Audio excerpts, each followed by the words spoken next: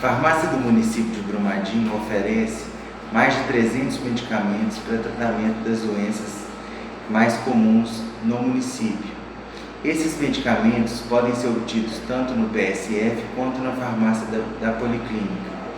Os medicamentos para tratamento dessas doenças mais comuns, tais como antitérmicos, antiepiléticos, medicamentos para tratamento do diabetes, medicamentos para hipertensão, são disponibilizados nas unidades do PSF. Os medicamentos de maior complexidade, também padronizados nessa lista, podem ser obtidos na farmácia da Policlínica.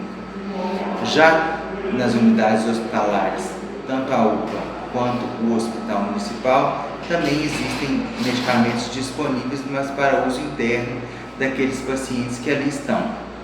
Quando o paciente sai do hospital com uma prescrição médica de medicamentos que estão na lista padronizada do município, eles os obtêm de forma parcial.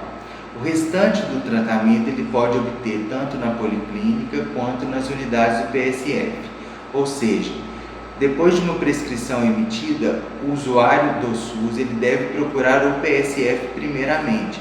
Se o medicamento não está disponível naquela unidade, ele pode procurar a farmácia da Policlínica para obtê-los. A farmácia especial, também localizada dentro da farmácia da Policlínica, oferece um serviço para facilitar o acesso do usuário do SUS Brumadinho aos medicamentos de alto custo que são disponibilizados na Secretaria de Estado da Saúde.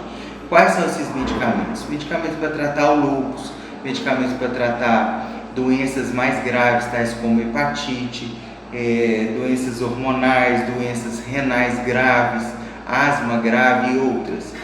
Então, esse serviço é disponibilizado para o usuário de Brumadinho que precisa desses medicamentos. Esse é um processo moroso que precisa ser montado um processo e entregue naquela secretaria para obter o medicamento. Então, nós fazemos isso para você. Você vem à farmácia do município, entrega os documentos, a sua demanda, nós processamos esses documentos, entregamos no Estado para que você obtenha de forma mais confortável os seus medicamentos aqui. Nós estamos à disposição para atendê-los aqui na farmácia do município no horário de 7 da manhã às 17 horas, de segunda a sexta-feira.